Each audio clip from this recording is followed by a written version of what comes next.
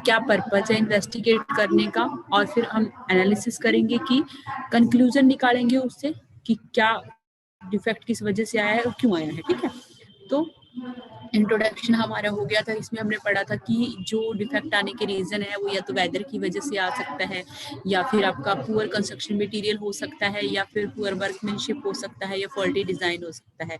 इसीलिए जब भी हम हमारा डिटेरियोरेशन होता है या डिफेक्ट आता है तो हमें क्या है उसको अनचेक नहीं छोड़ना, उसको ऐसे ही नहीं छोड़ना, उसको क्या करना है साथ ही साथ उस पर ध्यान देना है ताकि कोई सीरियस प्रॉब्लम हमारे स्ट्रक्चर के अंदर ना हो। ठीक है, हम जो क्या कर सकते हैं, उस जो हमारा जो डिफेक्ट है उसको अवॉइड तो नहीं कर सकते, हम लोग क्या कर सकते हैं मतलब कम से कम उसको रिड्यूस तो कर पाए। जो हमारी एडवर्स कंडीशन होने वाली है, खराब कंडीशन होने वाली है, उसको क्या करें हम लोग समझे उसको। ठीक है, अवॉइड करें हम लोग। ठीक है, उसके बाद क्या है कि जब हम क्या है बहुत सारे कोई भी प्रॉब्लम आती है, कोई भी बिल्डिंग के अंदर डिफेक्ट आता है तो उसके कई सारे रीजन हो सकते हैं, लेकिन क्या है हमें एक्चुअल रीजन फाइंड आउट करना है। ठीक है, उसके बाद था इन्वेस्टिगेशन। होता क्या है, इन्वेस्टिगेशन एक प्रोसेस है जिसमें हम स्ट्रक्चर को इंस्पेक्ट करते हैं या एग्जामिन करते हैं, मतलब उसके बारे में जानते हैं, उसके कंपोनेंट के बारे में इंफॉर्मेशन कलेक्ट करते हैं कि एग्जैक्ट कॉज क्या है डिफेक्ट आने का, और इफेक्टिव रिमेडी क्या हो सकती है उसके लिए अकॉर्डिंग टू डिफेक्ट के अकॉर्डिंग। ठीक है, उसके बाद डायग्नोसिस क्या होता है कि जो हमने इन्वेस्टिगेशन की है, ठीक है, उसको क्या करना, समझना, अंडरस्टैंड करना। डायग्नोसिस इज द कंक्लूजन, या फिर क्या है इंटरप्रेट करना, उसको समझना। Result from the obtain from the investigation, जो भी इन्वेस्टिगेशन से रिजल्ट आया है उसको समझना, और उसके according the general approach to diagnose the defect in structure critical analysis. और हमें जो जो रीजन हो सकते हैं डिफेक्ट आने के, ठीक है, उनको सारे को समझना, और अल्टीमेटली जो उसका एग्जैक्ट रीजन है जो डिफेक्ट आने का, उसको क्या करना, फाइंड आउट करना। ठीक है, मैंने कल जैसे एग्जांपल दिया था कि जैसे अब हम टर्माइट ले लेते हैं, कल मैंने डैम्पनेस का एग्जांपल दिया था, जैसे टर्माइट लग जाता है, दीमक लग जाता है, तो या तो क्या होता है कि नीचे मिट्टी में होता है वो दीमक, फाउंडेशन से होकर हमारी बिल्डिंग में आ जाता है, या फिर क्या है हमारा जो है लकड़ी गीली रह जाती है, उसके अंदर दीमक लग जाता है और फिर वो पूरे स्ट्रक्चर में फैल जाता है। तो रीजन दो हो गए। अब हमारे दीमक लगा है बिल्डिंग में, तो हमें ये पता करना है कि किस वजह से लगा है, नीचे आपकी सोयल में था वो, या फिर आपकी लकड़ी में कोई दिक्कत है, लकड़ी खराब यूज करी है आपने, या फिर उसके अंदर मॉइस्चर रह गया है, किस वजह से हुआ है। ठीक है, तो हाँ, बहुत सारे रीजन हो सकते हैं आपके डिफेक्ट आने के, और हमें अल्टीमेटली क्या करना, फाइंड करना है कि एग्जैक्ट रीजन क्या है उसका। उसके बाद जो नेक्स्ट था आपका कि ऑब्जेक्टिव क्या है इन्वेस्टिगेशन के, इन्वेस्टिगेशन कर रहे हैं मतलब डिफेक्ट की, तो उसका क्या पर्पस है, ये मैंने बता दिया था उसने कि आइडेंटिफाई करेंगे हम कि किस वजह से आपका डिफेक्ट आया है, कॉज उसकी आइडेंटिफाई करना, और क्या कहाँ से सोर्स है। जैसे मैंने अभी दो चीजें बताई, दो एग्जांपल दिया, जैसे डैम्पनेस है वो नीचे से भी आ सकती है, डैम्पनेस साइड से भी आ सकती है, ऊपर से भी आ सकती है। तो आइडेंटिफाई द सोर्स, मतलब एक्चुअल में डिफेक्ट किस वजह से आया है, डैम्पनेस किस वजह से आई है, मान लो नीचे से आई है या साइड से हुआ है या ऊपर से हुई है। टर्माइट नीचे सॉइल में दिक्कत थी या लकड़ी में कोई प्रॉब्लम है, ठीक है, तो सोर्स आइडेंटिफाई करना। उसके बाद स्ट्रक्चरल आपका डैमेज जो है, जो डिफेक्ट है वो स्ट्रक्चरल है या नॉन स्ट्रक्चरल है। स्ट्रक्चरल में आपका जैसे जो मेन कंपोनेंट पार्ट होते हैं बिल्डिंग के, जैसे वॉल हो गया, कॉलम, बीम, ये सारे स्ट्रक्चरल में आएंगे। ठीक है, और नॉन स्ट्रक्चरल में जो कंपोनेंट पार्ट क्या है बिल्डिंग के लिए इंपॉर्टेंट नहीं होते, सिर्फ हम लोग क्या है डिजाइनिंग के लिए या अदर पर्पस के लिए, जैसे पैरापेट नहीं उनके पास होगी, शीशपाल सर के पास ले लो।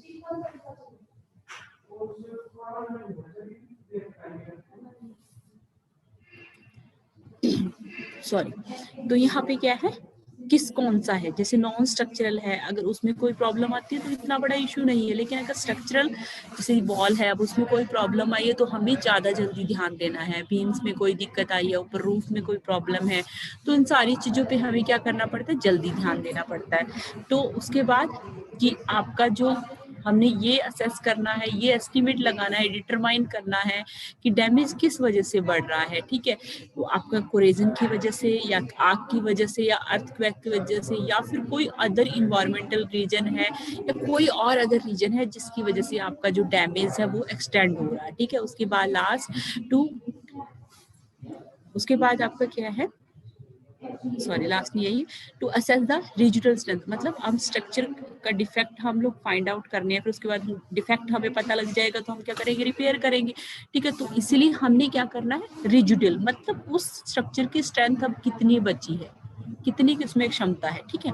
उसके बाद आपका क्या है, टू असेस इट रिहाइबिलिटेशन, मतलब रिहाइबिलिटेशन का मतलब होता है रिकवरी, अब रिकवरी पॉसिबल है या नहीं, ठीक है। मान लो हम रिपेयर करेंगे या मेंटेनेंस करेंगे, तो ऐसे हमने अभी रिपेयर कर दिया, पता लगे वो फिर से खराब हो गया, तो ठीक है, हमने ये देखना है पहले कि रिकवर हो सकता है या नहीं, ठीक है। वो जो स्ट्रेंथ हम चाह रहे हैं वो वैसे पहले जैसा हो जाएगा या नहीं अगर हम रिपेयर करेंगे तो, ठीक है। उसके बाद priorities the defective element as the urgency, और हमने ये देखना है कि आपका रिपेयर वर्क कितना इमरजेंसी वाला है, अर्जेंसी अर्जेंट है या फिर हम आराम से कर सकते हैं उसको।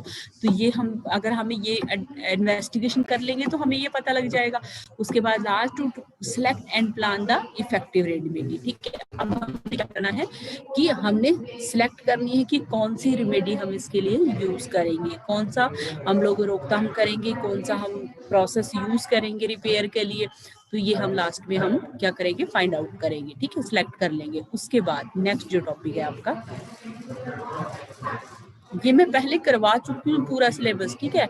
अभी तुम्हारा दोबारा से रिवीजन हो रहा है, जिन्होंने पहले नहीं पढ़ा उनके लिए फायदा है, जिन्होंने नहीं पढ़ रखा है उनके लिए और ज्यादा फायदा है, ठीक है। तो नेक्स्ट जो है आपका systematic approach procedure for the investigation, systematic तरीके से अपने वो करनी है इन्वेस्टिगेशन। ऐसे नहीं कि चले गए हम इन्वेस्टिगेट करने लग गए कि देखने चले गए कि टेम्पनेस आई, अच्छा ये हो सकता है, ऐसे अंदाजे नहीं लगाने। हमने पूरा प्रोसेस, बड़ी बिल्डिंग है, बड़ा स्ट्रक्चर है, तो उसमें एक प्रोसेस के साथ एक सिस्टमेटिक तरीके से हम लोग क्या करते हैं, इन्वेस्टिगेशन करते हैं, ठीक है। उसके अब है investigation of defect in building are required to collect the information, ये हम पहले भी पढ़ चुके हैं कि हमें इन्वेस्टिगेशन करने, डिफेक्ट की इंफॉर्मेशन हमें इसलिए चाहिए होती है ताकि हम विच डायग्नोसिस इज डन, कि हम उसके लिए क्या बचाव करेंगे, फिर क्या हम उसका कंक्लूजन निकालेंगे, क्या हम कर सकते हैं उसका solution. If there is the any lapse in data, अगर मान लो किसी भी डाटा में जो हमने कलेक्ट किया है, ठीक है, उसमें लैप्स का मतलब है फॉल्ट या एरर होगा, ठीक है। कोई भी एरर हो या फॉल्ट हो कलेक्शन करने में, the true cause of the defect may not be identify, जब हम लोग क्या है, जो उसका एक्चुअल कॉज है उसको आइडेंटिफाई नहीं कर पाएंगे, it is therefore necessary that, हाँ जी बोलो,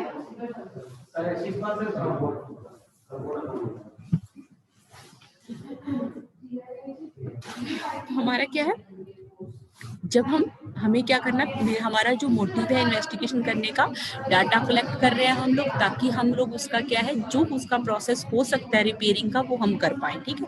उसके बाद अगर इस डाटा में कुछ भी प्रॉब्लम है, एरर है या फिर फॉल्ट है, the true cause of defect may not be identify, अगर हमने एक्चुअल जो कॉज है डिफेक्ट का हमें नहीं पता चला, कोई भी दिक्कत है, अगर हम जैसे डॉक्टर हैं, अगर हम उसको बीमारी, पेट में दर्द है, पेट में दर्द है किस वजह से, इन्फेक्शन हुआ है या फिर किसी और चीज से है, पथरी का भी दर्द होता है, ऐसे ही बिल्डिंग में डिफेक्ट है कुछ, ठीक है। तो रीजन कई सारे हो सकते हैं, लेकिन अगर एक्चुअल नहीं पता किया हमने और हमने ऐसे ही उसमें क्या कर दिया, अब जैसे डैम्पनेस वाला टर्माइट वाला है, ठीक है, हमें पता लग गया टर्माइट लग गया, ठीक है, टर्माइट लगा है और हमने क्या कर दिया, पता था वो लकड़ी में, हमने क्या कर दिया, सोयल के अंदर ट्रीटमेंट कर दिया, अब क्या होगा, उससे फिर से आ जाएगा वो लकड़ी के अंदर, ठीक है, लकड़ी के अंदर हमने ट्रीटमेंट, जो ध्यान देना था वो तो दिया नहीं। ऐसे ही हमारा जैसे मान लो अब सरफेस के ऊपर इफ्लोरोसेंस दिख रही है, अब इफ्लोरोसेंस किस वजह से आई है, या तो आपका क्या मॉइस्चर था उसके अंदर जो आपने मटेरियल यूज किया, या फिर अब मॉइस्चर आ रहा है ज्यादा, किस वजह से, साल्ट था ज्यादा उसके अंदर, किस वजह से आ रही है। एक्चुअल अगर हमें चीज नहीं पता चलेगी तो हम लोग क्या है, उसकी रेमेडी जो है, उसका डायग्नोसिस जो है वो हम डन नहीं कर पाएंगे, ठीक है। तो हमें फोन कर देना मूली टमाटर गलन काट के भाई।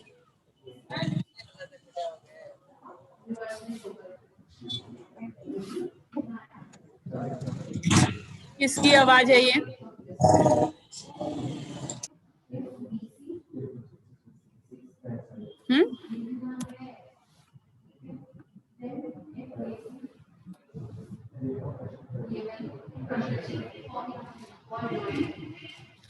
मुझे समझ नहीं आ रहा है कि अब जिस टाइम रिवीजन हो रही है, ठीक है, अभी तो कोई इतना तुम्हारे ऊपर प्रेशर नहीं है ना कि तुमने भाई क्लास लगानी है, क्लास तो तुम्हारी लग गई है, ये तो एक टाइप की रिवीजन चल रही है। चाहूँ तो मैं ना भी लूँ तुम्हारा लेक्चर, लेकिन मुझे ये है कि चलो तुम्हारा फायदा हो जाए मेरे थोड़ा बहुत पढ़ाने से, ठीक है।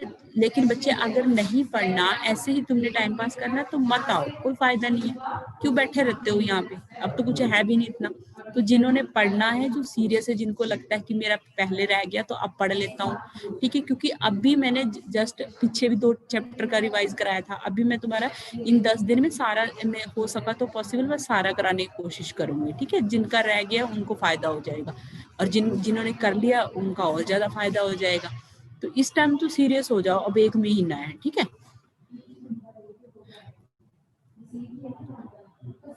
ठीक है। इसीलिए हमारा क्या है, वो हमने पता लग गया कि आइडेंटिफाई करना जरूरी है और एक्चुअल कॉज हमें फाइंड आउट करना है। ऐसा करके क्या कर, ये सब सारी चीजें जो हमें क्या है सिस्टमेटिक और साइंटिफिक तरीके से करनी है। अब कैसे करेंगे हम इस सिस्टमेटिक इन्वेस्टिगेशन में, क्या क्या चीजें होती हैं। पहला हमें क्या करना है, it should be well plan, ठीक है, प्लानिंग के साथ होना चाहिए। It should be through and timely, अच्छी तरह से और टाइम के साथ होनी चाहिए, ठीक है। It should B examine all possible except of the defect, जितने भी रीजन हो सकते हैं एक डिफेक्ट आने के, जो भी डिफेक्ट आया है वो हमें क्या है उसको सारे को फाइंड आउट करना। The scope and objective of investigation should be clearly decide, ठीक है, कि हमारा क्या, किस लिए करना चाह रहे हैं हम, ऐसे नॉलेज के लिए कर रहे हैं, या फिर हम लोग क्या है हम बिल्डिंग को इम्प्रूव करना चाह रहे हैं, ठीक है, या फिर हम टेम्परेरी करना चाह रहे हैं, ठीक है। तो क्या हमारा ऑब्जेक्टिव है, क्या किस वजह से हम उसको करना चाह रहे हैं, ठीक है। इन्वेस्टिगेशन शुड हैव साउंड, ठीक है, through knowledge all about the possible, मतलब पूरी प्रॉपर तरीके के साथ होनी चाहिए, हर एक चीज, हर एक जो भी उसका उससे रिलेटेड चीजें हैं उसकी नॉलेज हमें होनी चाहिए। Investigation should be carried out using appropriate tool and kit, जो भी हमें टूल्स चाहिए हैं, कसी चाहिए हमें या हैम्बर चाहिए, जो भी चाहिए, जो भी किट हमें चाहिए वो हमारे पास होनी चाहिए ताकि हम अच्छे से देख सके उसको। उसके बाद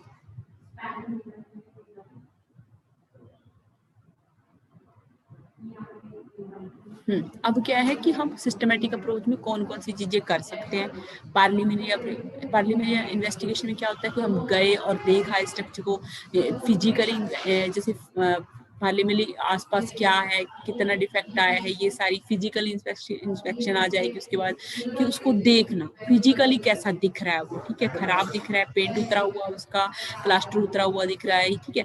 और जो चीजें नहीं दिख रही पार्लियामेंट्री में वो है कि उनको देखना, जो चीजें हमें नहीं दिख रही हैं लेकिन एक्चुअल की जो कॉज है वो हम फाइंड आउट करें। उसके बाद जो भी टेस्टिंग हो सकती है, जो भी स्ट्रक्चर में मटेरियल है उसकी जो टेस्टिंग, जैसे हम नॉन डिस्ट्रक्टिव टेस्टिंग उस चैप्टर में पढ़ेंगे तो उससे रिलेटेड टेस्टिंग करेंगे, नॉन डिस्ट्रक्टिव टेस्ट करना, ठीक है, वही आ गया। उसके बाद डिटेल डायग्नोसिस, जो भी हमें पूरी हमें डिटेल पता होनी चाहिए, जो भी उसके डायग्नोसिस मतलब जो भी उपचार हो सकते हैं उसके, ठीक है, जो भी डिटेल उसकी पता होनी चाहिए। उसके बाद आपका study of all available reprint, उससे रिलेटेड, उस स्ट्रक्चर से रिलेटेड जो भी डॉक्यूमेंट है, प्लान जैसे बनाया था, स्ट्रक्चरल ड्राइंग जो बनाई थी, सारे डॉक्यूमेंट हमारे पास होने चाहिए। एस्टिमेशन ऑफ एक्चुअल लोडिंग, किस लोड के लिए हमने बिल्डिंग को डिजाइन किया था और अब एक्चुअल में कितना लोड उसके ऊपर डाल रखा है उसके बारे में एस्टिमेट लगाना। Checking the design and there is any error, design क्या करना था, जैसे मान लो कितना उसके अंदर सरिया डलेगा, कौन सा रेनफोर्स मतलब कौन सा रेशो का सीमेंट यूज करना था, वो डिजाइनिंग में था आपका, लेकिन अब कौन से वाला उसने यूज कर रखा है, अगर उसमें कोई दिक्कत तो नहीं है। उसके बाद इन्वायरमेंट के इफेक्ट तो नहीं पड़ रहे उसके ऊपर, जैसे विंड है वहां पे या रेनफॉल हो रहा है, स्नोफॉल हो रहा है, वो सारी चीजें कंसिडर करनी है हमने। और उसके बाद appropriate strengthening of the member as per required, और उसकी स्ट्रेंथ कितनी है मेंबर की, अब जितनी रिक्वायर्ड उतनी है या नहीं, मतलब कितनी होनी चाहिए, relevant repair as the requirement, जो भी हमें उससे रिलेटेड हमारी रिलेवेंट जो हो सकती है रिपेयर वो हम करें, ठीक है, और जैसी उसकी रिक्वायरमेंट है। उसके बाद स्कोप ऑफ इन्वेस्टिगेशन, कोई भी इन्वेस्टिगेशन हम करते हैं वो मेनली किसके ऊपर डिपेंड करती है, फंड के ऊपर डिपेंड करती है। Scope of investigation of defect depend mainly on the amount of fund located for this purpose, ठीक है, उस पर्पज के लिए। जैसे मान लो कोई भी डिपार्टमेंट होता है वो क्या करता है, फंड अलॉट करता है, ठीक है, किसी भी रिपेयर वर्क के लिए या फिर जो भी हमने करना है, ठीक है, जो भी उसके लिए मेंटेनेंस वगैरह करनी है, तो वो फंड हमारे पास कितना अवेलेबल है। वो कॉलेज है तो कॉलेज में मान लो कहीं पे कुछ बिल्डिंग खराब हो गई है या कुछ भी दिक्कत हो गई है तो फंड देगा, ठीक है, तो वो फंड हमारे पास कितना है उसी के हिसाब से हमारी इन्वेस्टिगेशन होगी, उसी हिसाब से हमारी रिपेयरिंग होगी। And effort that can be spend on it, और आप कितना इफर्ट लगा रहे हो उसको ठीक करने के लिए, इस बात के ऊपर डिपेंड करेगा। उसके बाद पहला है आपका कि 3 पॉइंट हम लोग इसके अंदर इन्वॉल्व कर सकते हैं। नेचर ऑफ डिफेक्ट, किस टाइप का डिफेक्ट है। Accuracy with cause of defect need to identify, किस एक्यूरेसी के साथ हमने डिफेक्ट को आइडेंटिफाई किया है।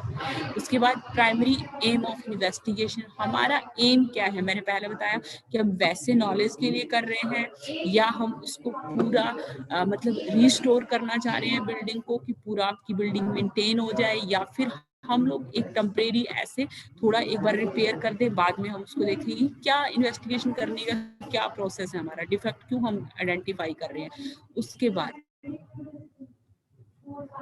जब हम लोग क्या करते हैं, कौन कौन से फैक्टर हैं जो हम लोग क्या है to be find out during the investigation of the, कौन कौन से फैक्टर है जिनको हम लोग फाइंड आउट करते हैं जब हम इन्वेस्टिगेशन करते हैं, ठीक है।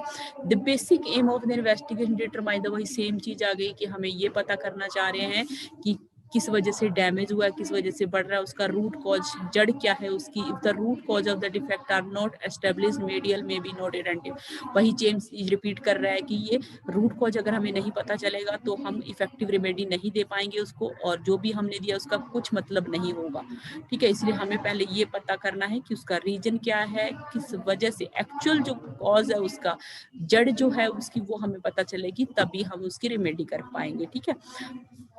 तो इसमें कुछ पॉइंट है, कौन कौन से फैक्टर। पहला, appearance and type of crack, ठीक है, कि कैसा आपका स्ट्रक्चर दिख रहा है और उसमें किस टाइप के क्रैक आए, हेयर क्रैक आ रखे हैं या बड़े वाले क्रैक आ रखे हैं, या किस टाइप डायगोनल क्रैक हैं, ठीक है, हॉरिजेंटल क्रैक है, बट किस टाइप के क्रैक है उसके अंदर। Load carrying capacity of the effective structure, कितना लोड कैरी कर सकता है वो स्ट्रक्चर जिसके ऊपर अभी जो डैमेज हुआ है आपका, खराब हुआ है, जिसके अंदर डिफेक्ट आया, उसकी कैपेसिटी कितनी है। Difference in design load and actual service load, मैंने पहले बता दिया कि कोई आपका स्ट्रक्चर था वो आपने 100 किलो न्यूटन के लिए डिजाइन किया था, अब उसके ऊपर आपने 120 डाल रखा है या 150 डाल रखा है, एक्चुअल लोड डिजाइन कितना था और अब कितना डाल रखा है उसके ऊपर।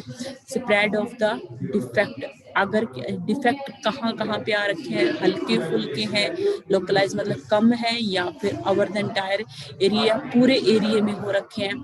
Permeability of the affected area, कितना पानी सोख रही है वो जो कंक्रीट जो अभी यूज की हुई है इफेक्टेड जो है।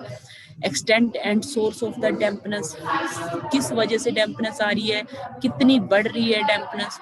Chloride level of the concrete, chloride कितना है कंक्रीट के अंदर, रेशियो दे रखा है यहाँ पे 0.05 से 0.1 तक, ठीक है, इतना परसेंट क्लोराइड हो सकता है, इससे ज्यादा होगा तो आपका बिल्डिंग जो है खराब होगा, ठीक है। और डेप्थ ऑफ कार्बोनेशन, मतलब उसके अंदर कार्बन कंटेंट कितना है, ठीक है, कार्बन और आयरन और ऑक्सीजन जो दोनों है आपस में क्या करते हैं, रिएक्शन करते हैं, ठीक है, तो वो कितना है, कितना इफेक्ट कर रहा है आपका कंक्रीट को। डिग्री ऑफ कोरेजन, कितना जंग लगा हुआ है, हल्की फुल्का दिख रहा है या पूरा खराब हो गया है।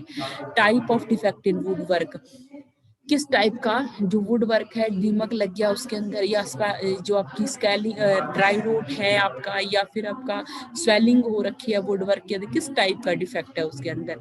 उसके बाद cause of leakage in water supply, पानी वाली पाइप लीक हो रही है या ड्रेनेज वाली पाइप लीक हो रही है, किस वजह से हो रही है, वो सारी चीजें हम लोग पता करेंगे। ठीक है, उसके बाद जब हम पार्लियामेंट्री इन्वेस्टिगेशन करते हैं तब हम किन बातों का ध्यान रखेंगे। ठीक है, पार्लियामेंट्री अब क्या है, deterioration of the building structure means strain element of the building become the uncapable service capacity due to the some damage। मतलब जब डिटेरियोरेशन होती है, ठीक है, जो आपकी बिल्डिंग के एलिमेंट होते हैं वो क्या बन जाते हैं, अनकेपेबल। ठीक है, वो जितनी उनकी कैपेसिटी थी कैपेबल नहीं रहते कि अब जो आगे हम यूज करेंगे तो एक्सपेक्टेड यूज तक, ठीक है, जितना हमने सोचा था उससे पहले ही वो क्या हो गया, खराब हो गया। The main consideration of the such investigation is to find the source. वही सेम चीज आ गई कि हमारा जो मेन है वो हम सोर्स फाइंड आउट कर रहे हैं, रूट कोज फाइंड आउट कर रहे हैं, डैमेजिंग फोर्स का किस वजह से हो रहे हैं वो। For this purpose it is very important to collect the are relevant data. जो भी रिलेटेड डाटा है उसको कलेक्ट करना ये बहुत जरूरी है। कौन कौन से फैक्टर हैं जो इफेक्ट करेंगे। पहला हो गया आपका deteriorating building to kept undisturb. जब आप प्रीलिमिनरी इन्वेस्टिगेशन करने जाओगे तो क्या करना है, जो भी आपका स्ट्रक्चर है उसको आपने डिस्टर्ब नहीं करना है, आराम से इन्वेस्टिगेशन करनी है। During the first visit to site, photography of data deterioration building, photography लेनी है। जो भी डाटा हमें दिख रहा है, जो हमारा कलेक्ट कर सकते हैं हम, वो सारा हमने लेना है फोटोग्राफी से। उसके बाद symptom at the site are carefully recording, क्या दिख रहा है हमें, और ज्यादा बिल्डिंग डैमेज होएगी या हल्के फुल्के है हो जाएगी, कुछ प्रॉब्लम नहीं आएगी, ये सारी चीजें क्या है हमें देखनी है, रिकॉर्ड करनी है। ठीक है, एनालिसिस, फर्दर एनालिसिस, जो भी हमने फ्यूचर में एनालाइज करना उसके लिए all the concern person are interview to elicit the information about the probable cause of the. जो भी वहां पे रह रहे हैं कंसर्न, जो उसको यूज कर रहे हैं या आसपास पर, उन लोगों को इंटरव्यू लेने हैं, उनसे नॉलेज लेनी है कि ये क्यों हो रहा है, क्या वजह है इसकी। ठीक है, और मतलब एग्जैक्ट उसका एग्जैक्ट इंफॉर्मेशन लेने के लिए उन सारों के इंटरव्यू, मतलब आसपास के लोगों से आप पूछ सकते हो जो उनको यूज कर रहे हैं। ठीक है, तो वो वहां से इंफॉर्मेशन कलेक्ट करेंगे। उसके बाद लास्ट में करा रही हूँ बस, इसमें क्या है आपका सोर्स ऑफ इंफॉर्मेशन, कि हम कहाँ कहाँ से इंफॉर्मेशन ले सकते हैं।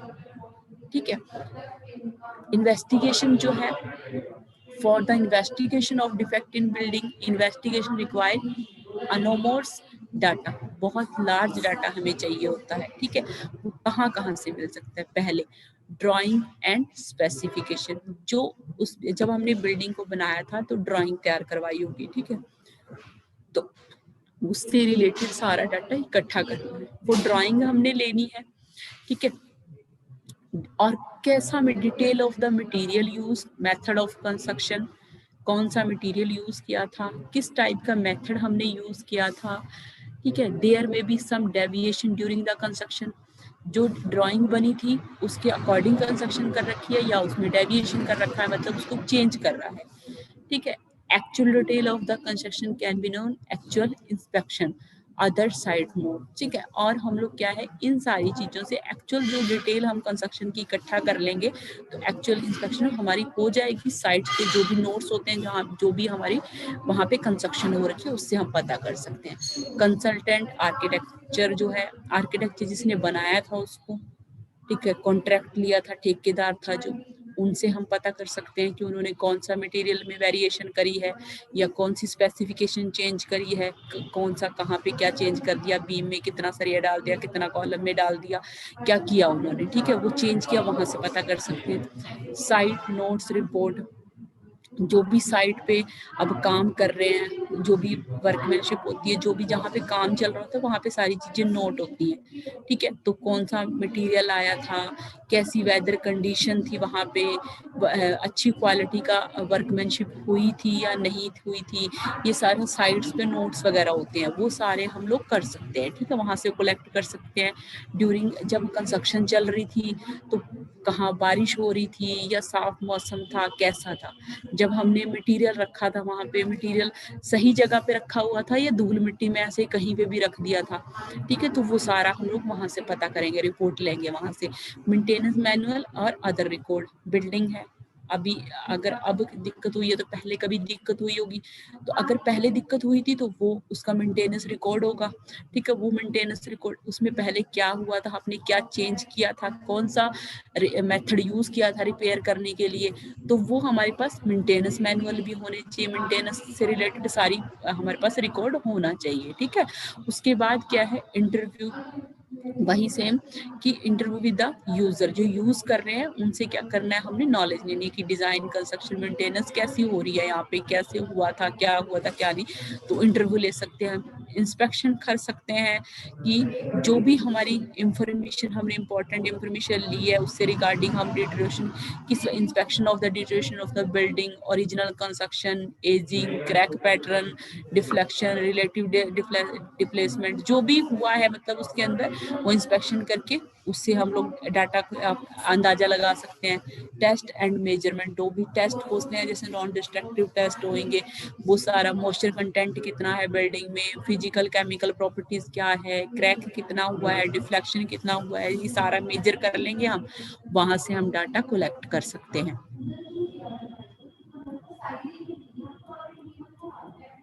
बस या ये करा दूं एक टॉपिक और, बस ये, वैसे ये तो सिंपल ही है, मैं बता देती हूँ कि क्या प्रोसेस रहता है जब हम करते हैं, ये पढ़ लेना, पैराग्राफ में कुछ नहीं है, कि जब हम डिफेक्ट को हम लोग क्या है रिपेयर करना चाह रहे हैं या मेंटेन करना चाह रहे हैं या उसको सोर्स पता कर रहे हैं, तो एक चैलेंजिंग टास्क होता है, ठीक है। इसीलिए हमें क्या है, एक सिस्टमेटिक जो हम स्टेप बाय करेंगे, पहले जैसे मान लो हम जो हमने पीछे पढ़ा है ना उसी को ही यहाँ पे इसने लिख दिया है। ये पूछ लेता है पेपर में कई बार, मतलब सिस्टमेटिक स्टेप कौन से हैं डायग्नोसिस ऑफ इफेक्ट के, तो क्योंकि ये डायग्राम है तो फिजिकली इंस्पेक्शन करेंगे, जाके देखेंगे, ठीक है। प्रॉब्लम आइडेंटिफाई करेंगे कि कौन सी प्रॉब्लम है वहां पे, ठीक है। उसके बाद estimation of the actual load कितना डाल रखा है, ये हमने पहले पढ़ा कि किसके लिए डिजाइन करना था, किसके लिए कर दिया। ओरिजिनल कंस्ट्रक्शन, कौन सी स्पेसिफिकेशन किस कंस्ट्रक्शन होनी थी और कौन सी हुई है। अब बिल्डिंग सेफ है या नहीं है, ठीक है। अब बिल्डिंग का रिपेयर करेंगे या मेंटेन करेंगे, या फिर बिल्डिंग को रिस्टोर कर सकते, स्ट्रेंथ रिस्टोर करना चाह रहे हैं हम, ठीक है। अगर मान लो ये आएगा, हम सबसे पहले हमारे पास ये आएगा, अगर हम पहला हम ऑप्शन क्या करेंगे कि बिल्डिंग रिपेयर हो सकती है या नहीं हो सकती, ठीक है। अब अगर ये नहीं होती, अगर ये हो जाती है तो यहाँ आगे हम रिपेयर होएगी, तो हम क्या करेंगे, जो भी हो सकता है design, carrying up repair and maintenance, वो प्रोसेस चूज करेंगे। और अगर रिपेयर नहीं हो सकती तो हम क्या करेंगे, रिहाइबिलिटेशन, इसका मतलब है कि कुछ चीजें हम चेंज कर दें, रिस्टोर कर दें, ठीक है। अब अगर ये भी नहीं हो सकती, नौ लिखा है, अगर ये भी नहीं हो सकती तो क्या होगा लास्ट में, abandon the structure, demolish and reconstruction. हमें क्या करना पड़ेगा, जो भी हमने सोचा है उसको स्ट्रक्चर को करने का, उसका आइडिया को ड्रॉप करना है, हमने उसको डिमोलिश कर देना है, तोड़ देना है, और हमें क्या करना पड़ेगा, दोबारा से बनाना पड़ेगा, ठीक है। तो बच्चे यहाँ तक क्लियर है जो बताया मैंने? Yes ma'am.